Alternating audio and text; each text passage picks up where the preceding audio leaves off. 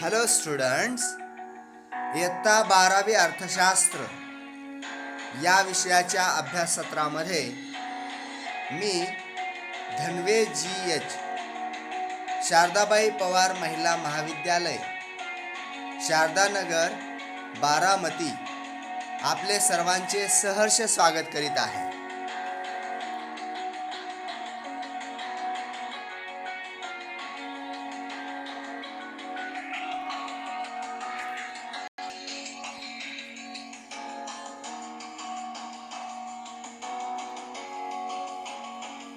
प्रकरण दुसरे आपण जे पाहिले, उपयोगिता विश्लेषण, या प्रकरणाच्या स्वाध्यायाच्या अनुषंगाने आपण चर्चा करणार होतो.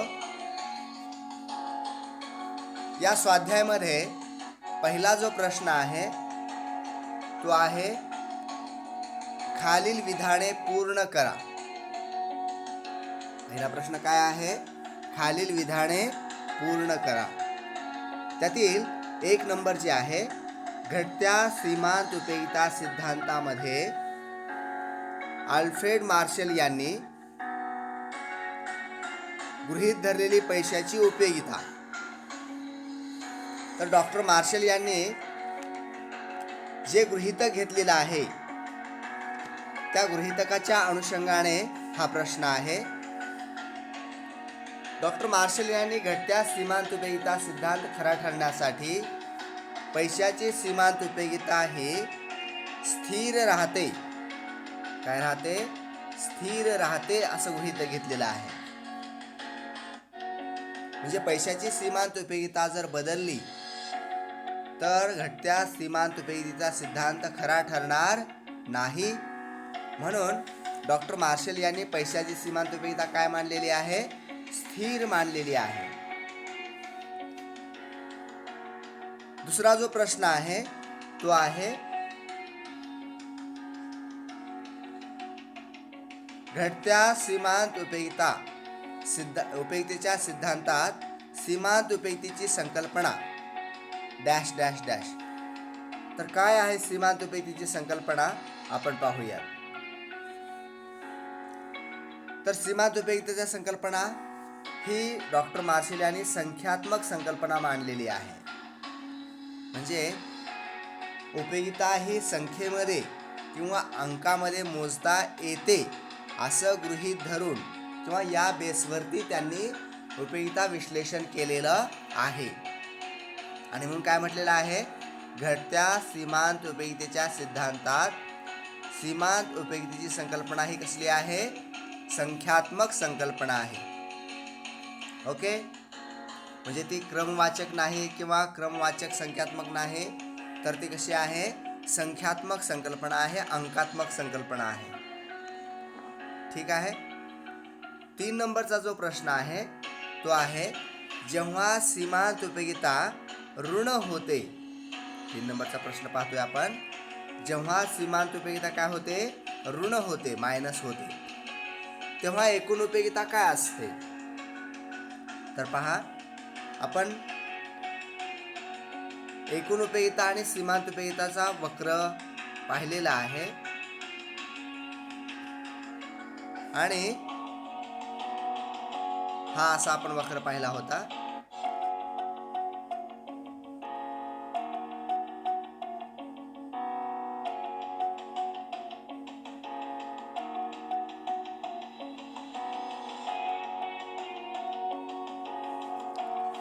तर जेव्हा सीमांत उपयोगिता 0 असते तेव्हा एकूण उपयोगिता काय असते?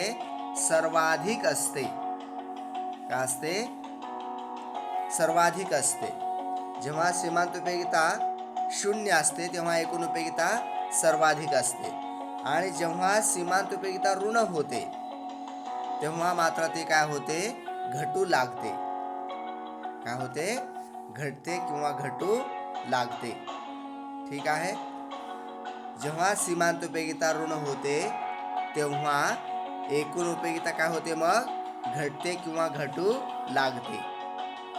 ठीक आहे. 4 नंबरचा प्रश्न पाहूयात आपण.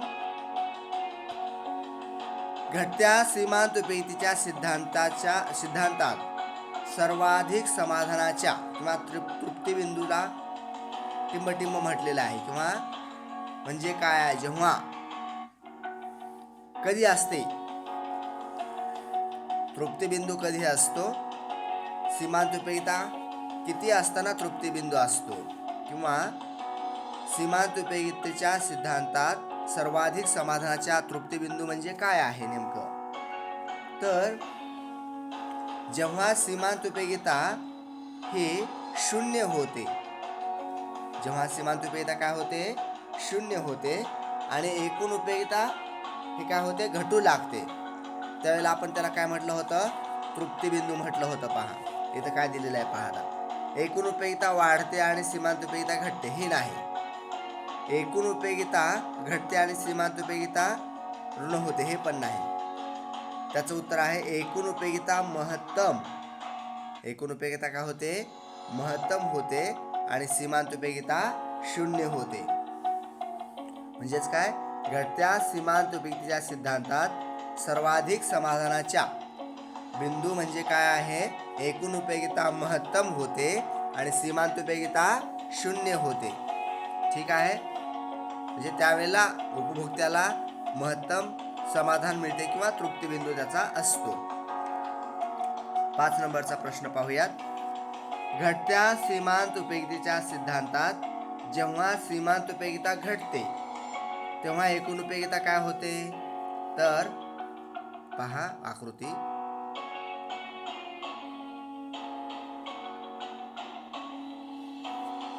काय म्हटलेलं आहे, घटत्या सीमांत उपयोगितेच्या सिद्धांतात जेव्हा सीमांत उपयोगिता काय होते, घटते, सीमांत उपयोगिता काय होते, घटते, तेव्हा एकूण उपयोगिता काय होत असते. म्हणजे ही सीमांत उपयोगिता इथून घटायला सुरुवात झाली ना, तर एकूण उपयोगिता काय होते आहे, वाढते आहे. ठीक आहे. म्हणजे जेव्हा सीमांत उपयोगिता काय होते, घटते, तेव्हा एकूण उपयोगिता काय होते, वाढते. ठीक आहे. तर त्याचं उत्तर अ आहे. काय होते, एकूण उपयोगिता काय होते, वाढते. तर या पद्धतीने आपण पहिला प्रश्न पूर्ण केलेला आहे. आपण दुसऱ्या प्रश्नाकडे जाऊया का. दुसरा जो प्रश्न आहे तो आहे योग्य पर्याय निवडा. तर काल उपयोगिता काय आहे, इथं रक्तपेढी ही काल उपयोगिता आहे. पहा. स्थल उपयोगितेला आपल्याला काय घेता येईल, म्हणजे वाहतुकीच्या मुळे आपलं वस्तूचं ठिकाण बदलतं म्हणून काय घेता येईल त्याला, स्थल उपयोगितेला काय येईल, वाहतूक. सेवा उपयोगिता, तर आपण कुणाची सेवा घेतो, इथं डॉक्टरची सेवा घेतो की नाही, म्हणून डॉक्टर आपण सेवा उपयोगितेला घेऊयात. आणि ज्ञान उपयोगिता आपण मोबाईलचं जर ज्ञान आत्मसात केलं तरच आपल्याला तो वापरता येईल, म्हणून ज्ञान उपयोगितेला काय येईल, मोबाईल. ठीक आहे. तर आपण परत एकदा पाहूयात. काल उपयोगितेला काय आपण म्हटलं, काल उपयोगितेला आपण रक्तपेढी असं म्हटलेलं आहे. स्थल उपयोगितेला आपण वाहतूक म्हटलेलं आहे. सेवा उपयोगितेला आपण डॉक्टर म्हटलेलं आहे. आणि ज्ञान उपयोगितेला आपण मोबाईल फोन म्हटलेला आहे. तर या ठिकाणी पर्याय योग्य कोणता आहे मग,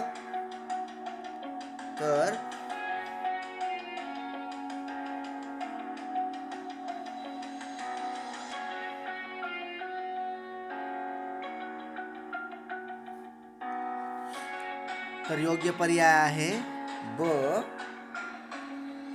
अ. त्यानंतर 3 ला आपण काय घेतलं होतं, आपण डॉक्टर घेतलं होतं, ड. ब, अ, ड आणि क. कुठला आहे, ब.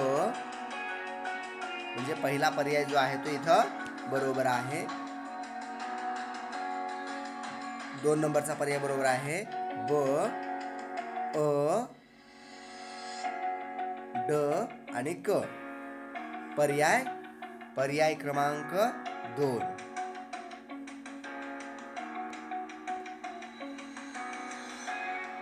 ठीक आहे. पुढच्या प्रश्नाकडे आपण जाऊयात. पुढचा जो प्रश्न आहे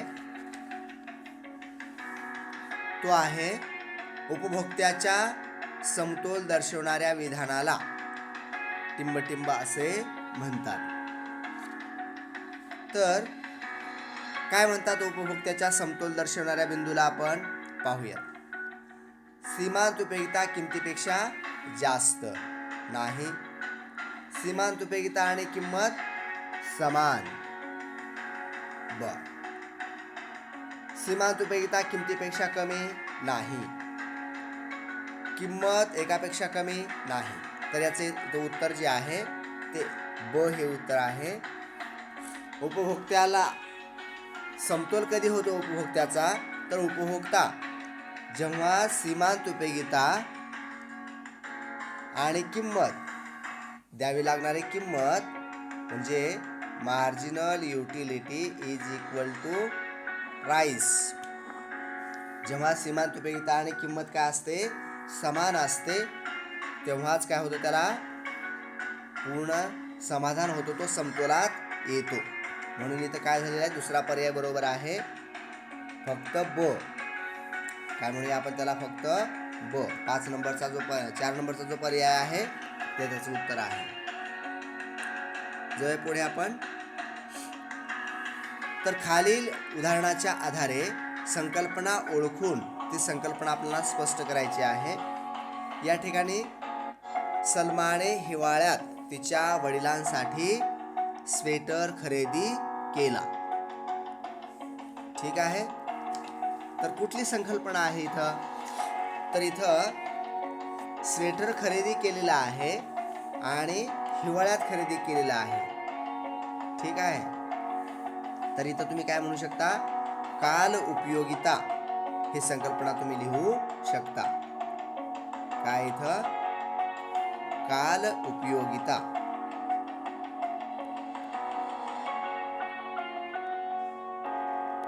ठीक आहे. पहिली संकल्पना कळली का? इथं काय लिहायचे तुम्हाला, काल उपयोगितेची संकल्पना लिहायची आहे. त्यानंतर निलेशने त्याच्या बहिणीसाठी दागिने खरेदी केले. तर इथं तुम्ही काय करायचं आहे, दागिने इथं खरेदी केले आहेत, म्हणजे इथं खरेदीवर भर आहे.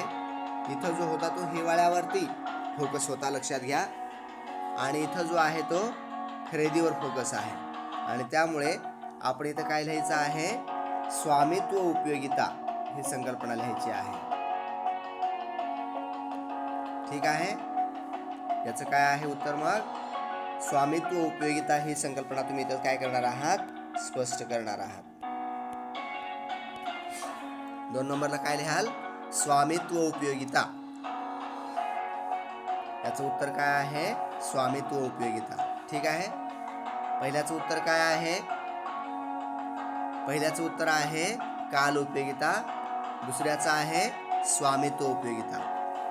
तिसरी संकल्पना आपण कोणती लिहिणार आहात, तर काय म्हटलेलं आहे पहा, कविताने संत्र्यांचे एका मागोमाग एक 5 नग सेवन केले. ते 5 नग काय केलेले आहे, घेतलेले आहेत, सेवन केलेले आहेत.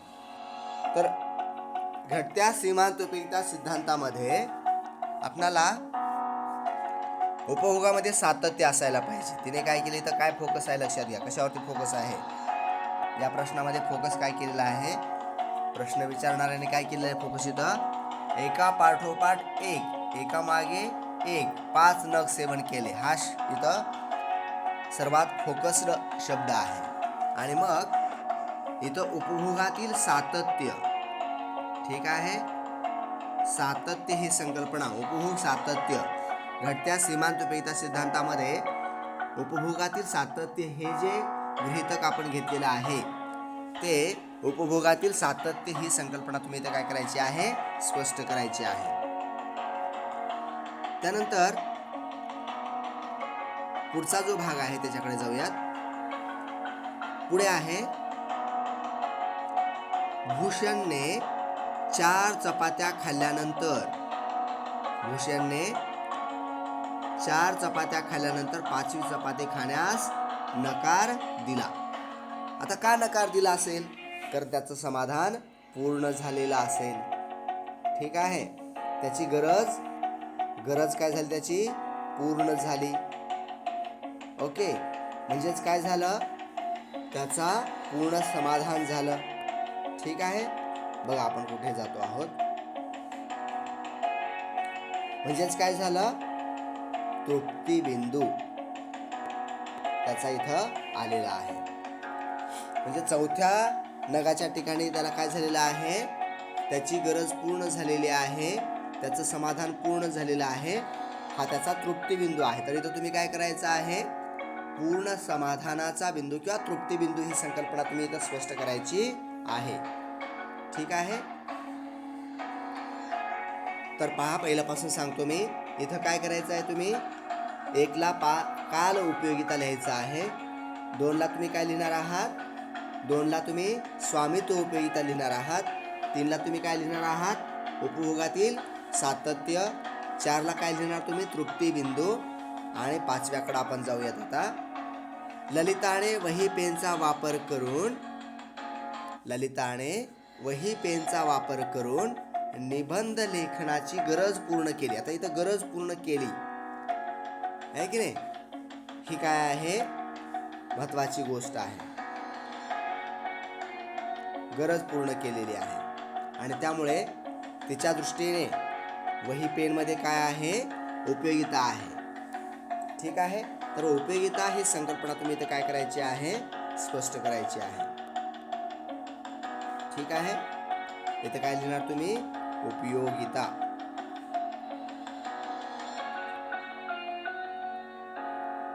जाऊया पुढे आपण. इथं उपयोगिता ही संकल्पना तुम्ही स्पष्ट करायची आहे 5 नंबरला. तर या पद्धतीने तिसरा प्रश्न तुम्ही स्पष्ट करायचा आहे. चौथा प्रश्नाकडे आपण जाऊयात. काय म्हटलेलं आहे चौथ्या प्रश्नामध्ये पहा. एकूण उपयोगिता व सीमांत उपयोगिता. इथे एक तक्ता दिलेला आहे आपल्याला आणि त्या तक्त्याच्या आधारे काय करायचं आहे? एकूण उपयोगिता आणि सीमांत उपयोगिता वक्र काढा असं म्हटलेलं आहे. ठीक आहे, तुम्ही काय करायचं आहे? ग्राफ पेपर असेल तर ग्राफ पेपरचा वापर करा आणि जर उपलब्ध नसेल तर साध्या वहीच्या ज्याच्यामध्ये आखीव कागद आहे, लाईन्स आहेत, अशा लाईन्सच्या पेपरवरती तुम्ही हा वक्र काढायचा आहे. कसं काढायचं ते सांगतो तुम्हाला. तुम्ही या पद्धतीने काय करणार? OX अक्ष आणि OY अक्ष काढणार. ठीक आहे, त्यानंतर OX अक्षावर तुम्ही काय घेणार आहात? तर OX अक्षावर तुम्ही वस्तूचे नग घेणार आहात. ठीक आहे, ते कसे घेणार? 1 2 3 4 5 6 असे त्याने 5 नग घेतलेले आहेत. तुम्ही त्या पद्धतीने नग दाखवा. आणि OY अक्षावर तुम्ही काय घेणार आहात? तर त्याची जी सीमांत उपयोगिता आहे ती इथं 0. त्यानंतर आता त्याने 4 5 6 असं दाखवलेलं आहे. 0 1 2 3 4 5 6 असे ते दाखवू शकता. मग पहिल्या नगाच्या ठिकाणी दोन्ही उपयोगिता काय आहेत? समान आहेत. 6 7 समजा इथं 6 आपण इथं दाखवलेली आहे पहिल्या नगाच्या ठिकाणी. तर पहिल्या नगाच्या ठिकाणी दोन्ही समान असतील. दुसऱ्या नगापासून आता दुसऱ्या नगाच्या ठिकाणी काय आहे? एकूण उपयोगिता 11 आहे. मग इथं समजा 11 इथं तुमची वरती कुठेतरी असेल, ती 11 तुम्ही दाखवणार असेल. त्यानंतर काय आहे? 15 आहे, ते 15 इथं कुठेतरी दाखवणार. या पद्धतीने तुम्ही काय करायचं आहे? एकूण उपयोगितेचा वक्र काढायचा आहे आणि असा सीमांत उपयोगितेचा वक्र तुम्ही काढायचा आहे. ठीक आहे, या पद्धतीनं हे प्रमाण घेऊन तुम्ही व्यवस्थित काय करा? याचा वक्र काढा. त्यानंतर तुम्ही इथं 1 2 3 असं ज्यावेळेस OY अक्षावरती घ्याल, OY अक्ष फक्त लक्षात घ्या. 1 2 3 4 5 6 7 8 9 10 11 हे तुम्हाला 14 पेक्षा जास्ती घ्यायला लागेल. ठीक आहे, तरच ते वक्र येणार आहे. नाहीतर 14 ते दिसणारच नाही. त्यानंतर या वक्राच्या आधारे तुम्हाला वक्र काढल्यानंतर याची उत्तरं द्यायची आहेत. जेव्हा एकूण उपयोगिता महत्तम असते, एकूण उपयोगिता काय असते? महत्तम असते. म्हणजे कुठं पहा,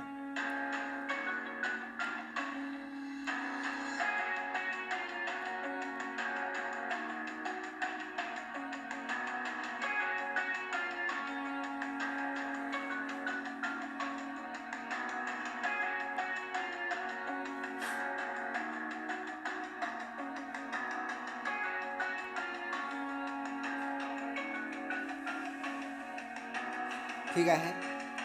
काय म्हटलंय? जेव्हा एकूण उपयोगिता महत्तम असते. तर एकूण उपयोगिता महत्तम कुठं आहे? तर इथं आहे. ठीक आहे.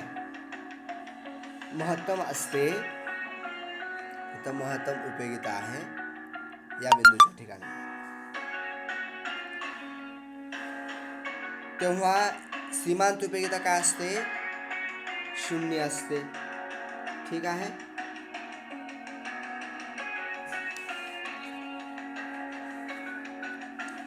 जेव्हा एकूण उपयोगिता महत्तम असते तेव्हा सीमांत उपयोगिता काय असते? 0 असते. कळलं? जाऊया पुढे. त्यानंतर जेव्हा एकूण उपयोगिता घटते, आता एकूण उपयोगिता काय झाली? इथं घटलेली आहे पहा. तेव्हा सीमांत उपयोगिता काय होते? तेव्हा सीमांत उपयोगिता काय होते आहे? ऋण होते आहे. ठीक आहे. तर या ठिकाणी हा भाग कळला का?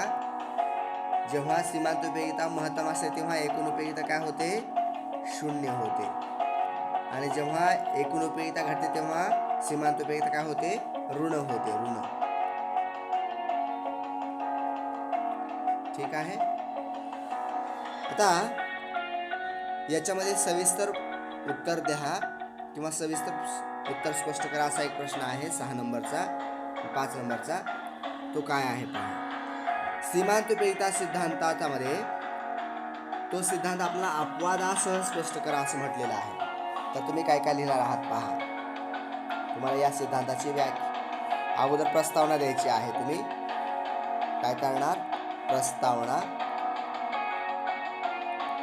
ठीक आहे.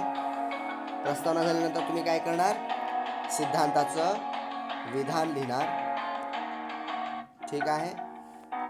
त्यानंतर स्पष्टीकरण करणार.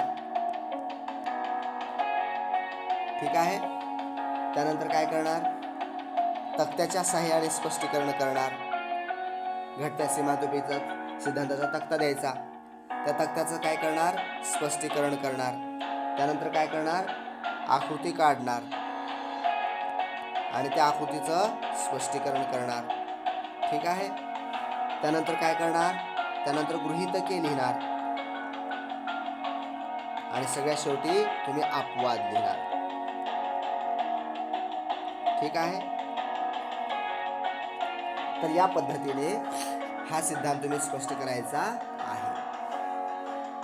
या प्रकरणामध्ये या पद्धतीने तुम्ही काय करणार आहात? सर्व प्रश्न लिहिणार आहात.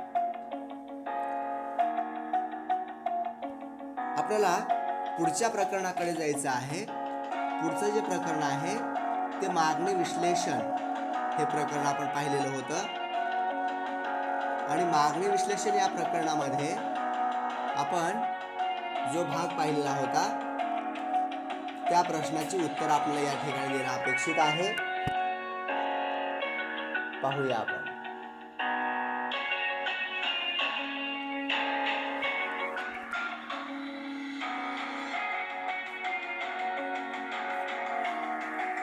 पहिला जो प्रश्न आपला दिलेला आहे तो आहे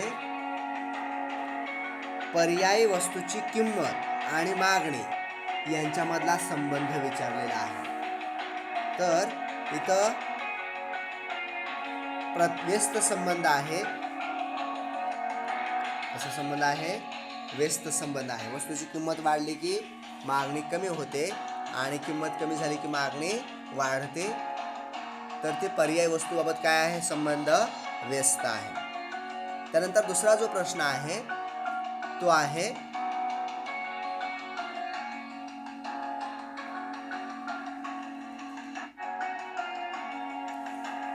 हलक्या प्रतीच्या वस्तूच्या बाबतीत उत्पन्न व मागणी यांच्यात संबंध कसा आहे? तर हलक्या दर्जाच्या वस्तू म्हणजे कनिष्ठ दर्जाच्या वस्तू, गिफेनच्या वस्तू. तर या गिफेनच्या वस्तूची किंमत जर वाढली तर मागणी काय होते? मागणी वाढते. बरोबर. पण आपल्याला इथं मागणीच्या संदर्भाने प्रश्न किमतीच्या संदर्भाने विचारलेला नाही, तर तो उत्पन्नाच्या संदर्भाने विचारलेला आहे. म्हणजे उत्पन्न वाढलं तर मागणी काय होते? कमी होते. हलक्या दर्जाच्या वस्तूची किंमत, उत्पन्न जर वाढलं लोकांचं तर लोक हलक्या दर्जाच्या वस्तू वापरतील का? निश्चितपणे वापरणार नाहीत.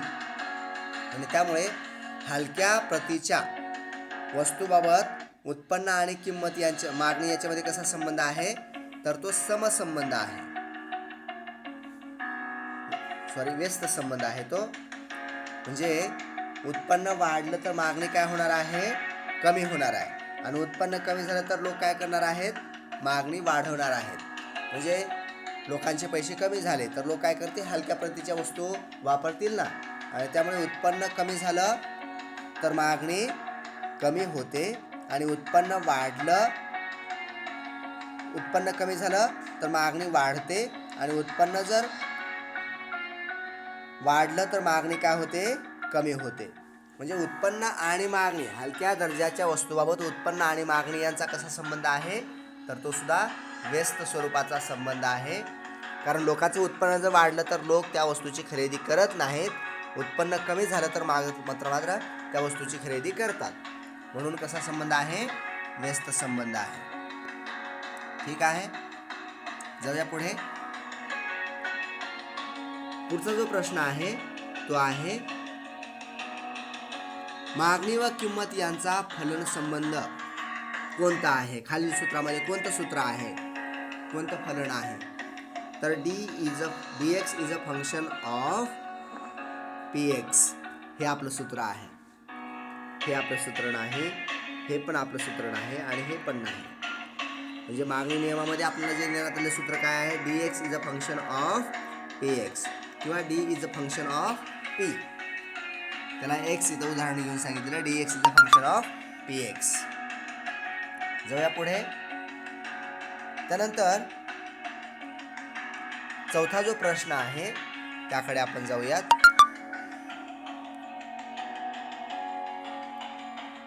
जेव्हा अधिक किमतीला कमी नगरसंख्येची मागणी केली जाते, जेव्हा काय म्हटलेलं आहे पहा,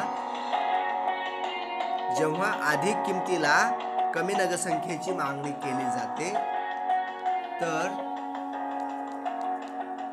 हे असे दर्शविते की, तर काय दर्शविते? अधिक किमतीला कमी नगरसंख्येची मागणी म्हणजे वृद्धी आहे का? नाही. विस्तार आहे का? नाही. ऱ्हास आहे का? नाही. तर मग काय बरोबर आहे? तर मागणीतील संकोच आहे तो. ठीक आहे. काय आहे तो? मागणीतील संकोच. अर्थशास्त्रीय योग्य पारिभाषिक शब्द आपल्याला या ठिकाणी लिहायचे आहेत. पारिभाषिक शब्द आपल्याला ओळखायचे आहेत. पहिला जो पारिभाषिक शब्द आहे पहा, अशी परिस्थिती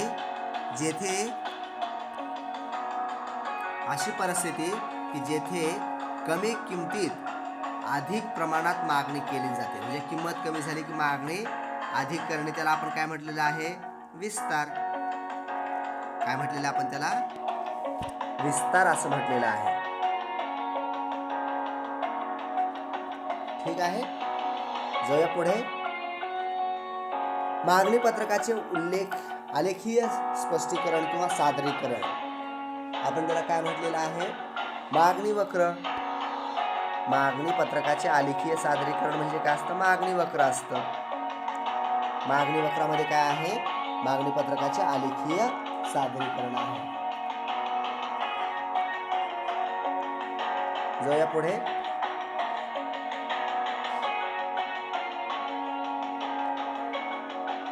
पुढचा प्रश्न बघा काय आहे.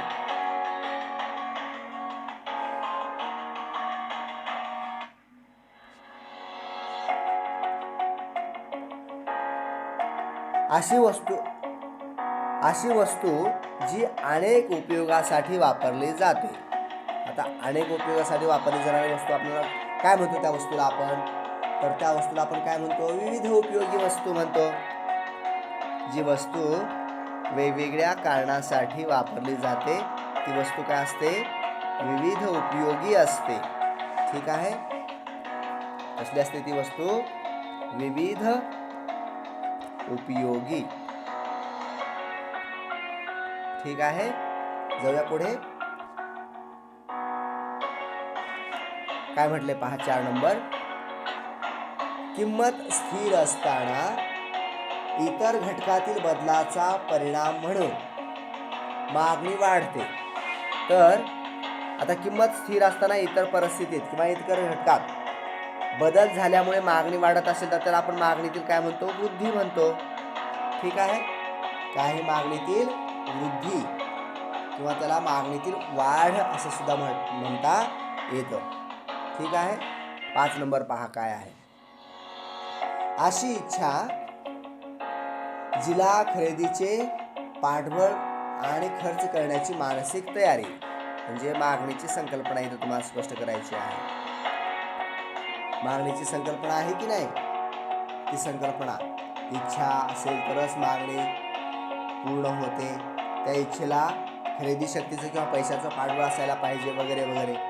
तर मागणीची संकल्पना इथं आहे. ठीक आहे. जाऊया पुढे. फरक स्पष्ट करायचा आहे आपल्याला.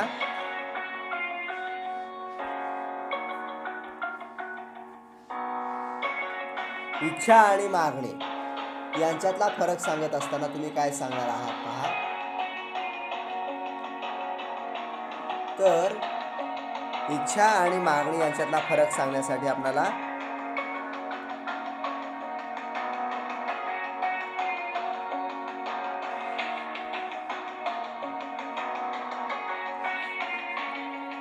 इच्छा आणि मागणीचा फरक सांगत असताना आपल्याला काय काय सांगायला लागेल. इच्छा आणि मागणी यांच्या व्याख्या द्यायच्या, आपण तयार करायच्या व्याख्या आणि सांगायच्या. मागणी काय आहे, इच्छा काय आहे, आणि परिणाम असा एक मुद्दा तुम्ही तिथे लिहू शकता. इच्छा काय असते, मागणी काय असते, मागणी कधी होते वगैरे वगैरे. केवळ इच्छा म्हणजे मागणी नव्हे वगैरे वगैरे तुम्ही इथे सांगणार आहात. त्यानंतर मागणीतील विस्तार आणि मागणीतील संकोच याच्यामध्ये काय काय लिहिणार तुम्ही. तर व्याख्या लिहायच्या, विस्तार आणि संकोचाच्या व्याख्या लिहायच्या. त्यानंतर काय लिहायचं, त्यानंतर तुम्ही तक्त्या देऊ शकता दोन्हीचा. आणखी काय देऊ शकता, आकृती देऊ शकता. ठीक आहे. तर या आधारे तुम्ही मागणीतील विस्तार आणि संकोच स्पष्ट करू शकता. किंवा मागणीचा बिंदू किंवा मागणी वक्र जो आहे तो सांगू शकता. मागे येणारा असतो, पुढे जाणारा असतो वगैरे. मागणीतील वृद्धी आणि ह्रास याबाबत आपण काय सांगणार आहात बघा. इथं व्याख्या देऊ शकता तुम्ही. त्यानंतर काय देऊ शकता, आकृती देऊ शकता दोन्हींची. आणि मागणी वक्र सांगू शकता, मागे येणारा असतो किंवा स्थलांतर जे आहे मागणी वक्राचं ते सांगू शकता. ठीक आहे. त्यानंतर खालील विधानाशी तुम्ही सहमत आहात की नाही, ते सहमत आहे की नाही सांगायचं. इथं पहा, मागणी वक्र डावीकडून उजवीकडे वरून खाली येतो. मागणी वक्र हा डावीकडून उजवीकडे वरून खाली येतो म्हणजे असा. तर हे विधान काय आहे, या विधानाशी सहमत आहे म्हणायचं. आणि मागणी वक्र ऋणात्मक उताराचा येण्याची जी काही कारणे आहेत ते कारणे लिहायची. मागणी वक्र ऋणात्मक उताराचा का येतो,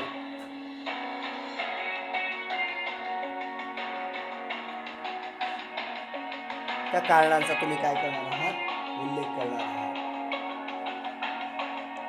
ठीक आहे.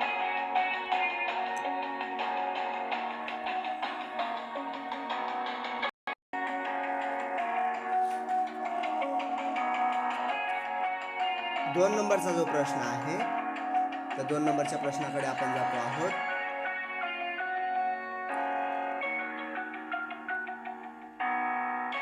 मागणी निर्धारित करणारा किंमत हा एकमेव घटक आहे. तर इथं सहमत नाही म्हणायचंय. का सहमत नाही आहे म्हणायचं? कारण एकमेव घटक नाही, तर वस्तूची किंमत निर्धारित करणारे जे अनेक घटक आहेत, उपभोक्त्याचं उत्पन्न आहे, लोकसंख्या आहे की नाही, तर हे सर्व घटक इथं तुम्ही स्पष्ट करायचे आहेत. या विधानाशी मी सहमत नाही म्हणायचं, कारण मागणी निर्धारित करणारे अनेक घटक आहेत, ते आपल्याला खालीलप्रमाणे स्पष्ट करता येईल असं म्हणायचं आणि सगळे घटक स्पष्ट करायचे आणि त्यामुळे हा एकमेव घटक नाही असं म्हणायचं. ठीक आहे. जेव्हा गिफेन वस्तूची किंमत कमी होते, काय म्हटलेलं आहे, तर जेव्हा गिफेन वस्तूची किंमत कमी होते तेव्हा त्याची मागणी वाढते. तर इथं तुम्ही काय म्हणायचे? सहमत नाही.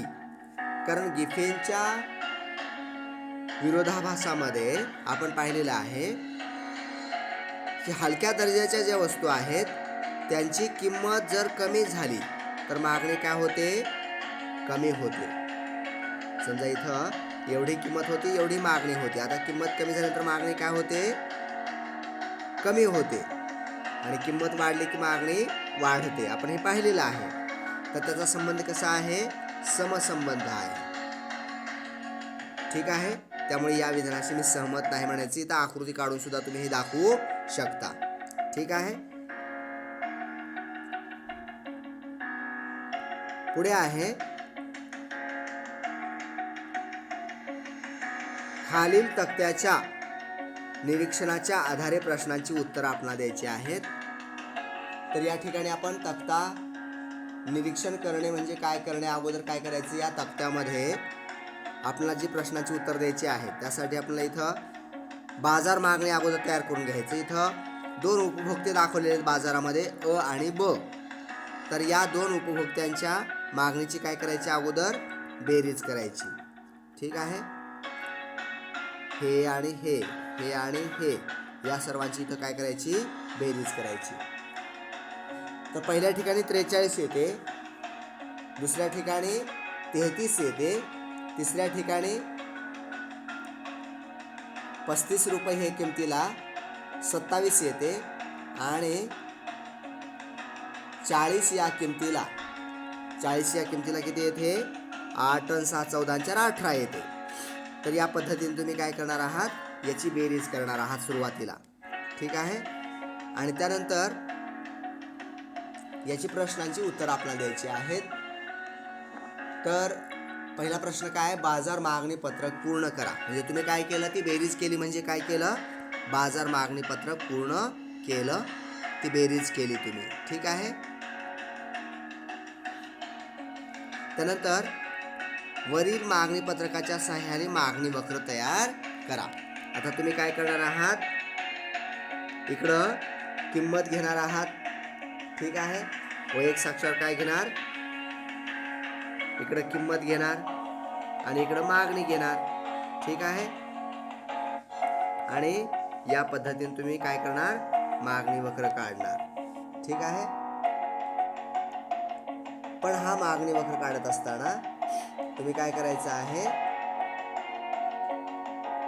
जे प्रमाण आहे ते प्रमाण मात्र तुम्हाला व्यवस्थित घ्यावं लागेल. वाटलंच तर तुम्ही काय करू शकता? या ठिकाणी ग्राफ पेपर सुद्धा वापरू शकता. पण ग्राफ पेपर जर उपलब्ध नसेल तर मात्र तुम्ही काय करायचं आहे? तर तुम्ही साध्या कागदावरती ही आकृती काढायची आहे. किंमत घेतली तुम्ही 25, 30, 35, 40 या पट्टीमध्ये घ्यायची. 20 पासून सुरुवात करू शकता तुम्ही. 20, 25, 30, 35, 40, 45 अशी किंमत घ्यायची आहे. कुठं?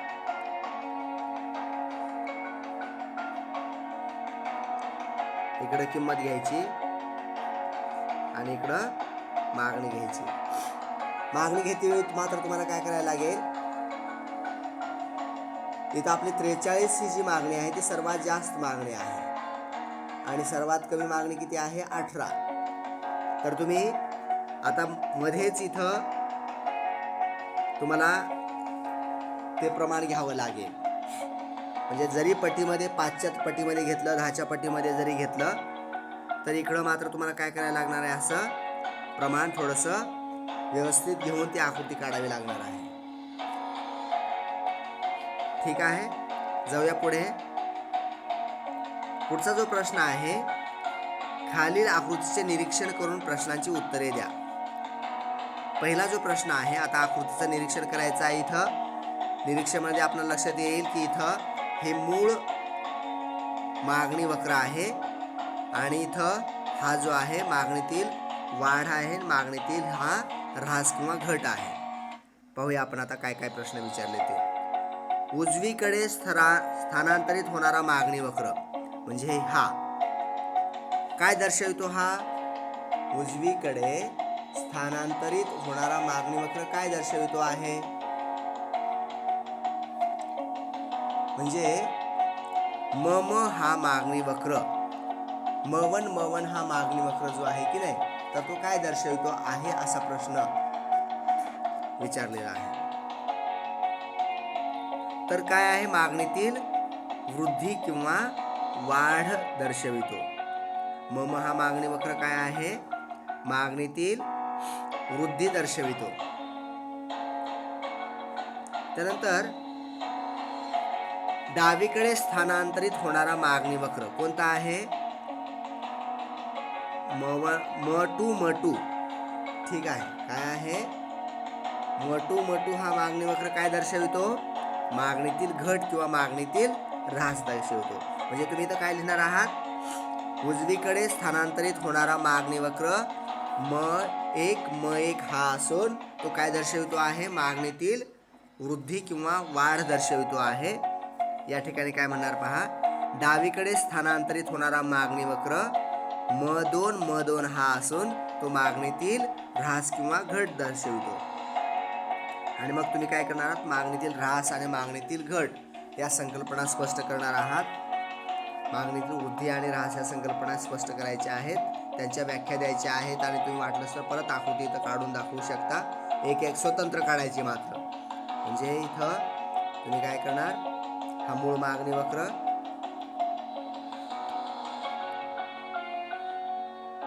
आणि त्यानंतर हा नवीन मागणी वक्र असं तुम्ही दाखवायचं आहे. ठीक आहे. तर ऱ्हास, वृद्धी आणि ऱ्हास ह्या संकल्पना इथं स्पष्ट करायच्या तुम्हाला, त्यांच्या व्याख्या आणि आकृती द्यायची आहे. ठीक आहे. पुढच्या प्रश्नाकडे आपण जाऊयात. काय आहे पुढचा प्रश्न पहा. खालील आकृतीचे स्पष्टीकरण करायचं आहे. अगोदर निरीक्षण करायचं आहे आपल्याला आकृतीचं आणि निरीक्षण करून काय करायचं, त्याचं स्पष्टीकरण करायचं आहे. इथे 2 आकृती आपल्याला देण्यात आलेल्या आहेत, अ आकृती आणि ब आकृती आहे. तर अ आकृती काय आहे, तर अ आकृती ही बाण इकडं आहे आणि किंमत काय होते आहे, वाढती आहे. याचा अर्थ मागणीतील संकोच आहे हा. ठीक आहे. आणि ब आकृतीमध्ये काय आहे, बाण इकडे दाखवलेला आहे आणि किंमत कमी होते आहे, अर्थात मागणीतील हा काय आहे, विस्तार आहे. ठीक आहे. पाहूया.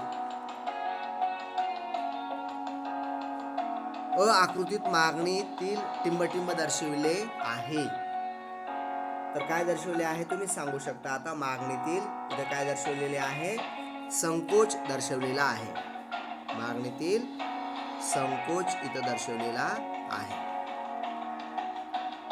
त्यानंतर दुसरा प्रश्न काय आहे पहा. अ आकृतीत मागणी वक्र टिंबटिंबच्या दिशेने सरकतो. आता इथं काय सांगायचंय तुम्ही, तर मागणी वक्र कुठं सरकतोय, वरच्या दिशेने सरकतो आहे. ठीक आहे. तर इथं वरच्या दिशेने असं तुम्ही लिहिणं अपेक्षित आहे. काय लिहिणं आहे, वरच्या दिशेने. ठीक आहे. त्यानंतर ब आकृतीमध्ये, ब आकृतीत मागणीतील काय दर्शवलेलं आहे, तर मागणीतील विस्तार दर्शवलेला आहे. ठीक आहे, विस्तार. पुढचा प्रश्न काय आहे? ब आकृती मागणी वक्र च्या दिशेने टिंबटिंबच्या दिशेने सरकतो, तर खालच्या दिशेने. ठीक आहे, काय लिहायचं उत्तर? खालच्या दिशेने. ठीक आहे, जाऊया पुढे. आता आपल्याला मोठा प्रश्न या ठिकाणी दिलेला आहे. मागणीचा नियम अपवादासह स्पष्ट करा असं म्हटलेलं आहे. तर यामध्ये काय काय लिहिणार तुम्ही पहा. प्रस्तावना लिहिणार. ठीक आहे, काय लिहिणार? प्रस्तावना. त्यानंतर सिद्धांताचं विधान लिहिणार. ठीक आहे, त्यानंतर काय लिहिणार? त्या विधानाचं स्पष्टीकरण करणार. त्यानंतर मागणीचं फलन देणार. ठीक आहे, मागणी फलन देणार. त्यानंतर काय करणार? फलनाचं स्पष्टीकरण करणार. त्यानंतर काय करणार? तक्ता काढणार आणि तक्त्याचं स्पष्टीकरण करणार. त्यानंतर आकृती काढणार. ठीक आहे, त्यानंतर काय करणार? आकृती काढणार आणि आकृतीचं स्पष्टीकरण करणार. त्यानंतर आपण गृहीतके देणार. मोठा प्रश्न आहे. गृहीतके लिहिणार आणि त्यानंतर शेवटी अपवाद लिहिणार आणि त्या अपवादाचं गृहीतकांचं सविस्तर स्पष्टीकरण करणार. या पद्धतीने आपण हा प्रश्न सोडवणार आहात. शेवटचा जो प्रश्न आहे तो आहे मागणी निर्धारित करणारे घटक सविस्तर स्पष्ट करा. मागणीचे निर्धारक घटक सविस्तर स्पष्ट करा असं म्हटलंय. तर मागणी निर्धारित करणारे जे काही घटक आहेत ते सर्व घटक तुम्ही इथं देणं अपेक्षित आहे. पण तत्पूर्वी प्रस्तावना लिहिणार. ठीक आहे, आणि त्यानंतर मागणी निर्धारित करणारे घटक लिहिणार. किंमत, उत्पन्न, अर्थात सगळ्यांचं स्पष्टीकरण करायचं. 1 नंबर लिहिलं तुम्ही किंमत, की किंमतीचं सर्व स्पष्टीकरण करायचं. किंमत आणि मागणी यांच्यातला संबंध स्पष्ट करायचा आहे. त्यानंतर उत्पन्न आणि मागणी यांच्यातला संबंध, असं एक एक प्रश्न, एक एक पॉईंट तुम्ही त्याचं स्पष्टीकरण करणार सविस्तरपणे. आणि सगळ्यात शेवटी समारोप करायला विसरायचं नाही दोन्ही मोठ्या प्रश्नांमध्ये. तर या पद्धतीनं तुम्ही हा स्वाध्याय वहीमध्ये सोडवायचा आहे. तिन्ही प्रकरणाचा स्वाध्याय पूर्ण झाल्याचा तुम्ही रिपोर्ट करायचा आहे ग्रुपवरती. ठीक आहे, धन्यवाद, थँक्यू, आभारी आहे. आपण हे प्रकरण या ठिकाणी संपवलेलं आहे. आपण पुढील प्रकरणामध्ये भेटणार आहोत उद्यापासून. तोपर्यंत वाट पहा. जे चौथे प्रकरण आपण सुरू करतो आहोत ते मागणीची लवचिकता ही संकल्पना किंवा मागणीच्या लवचिकतेची संकल्पना, मागणीची लवचिकता ही संकल्पना आपण उद्यापासून पाहूया. ठीक आहे.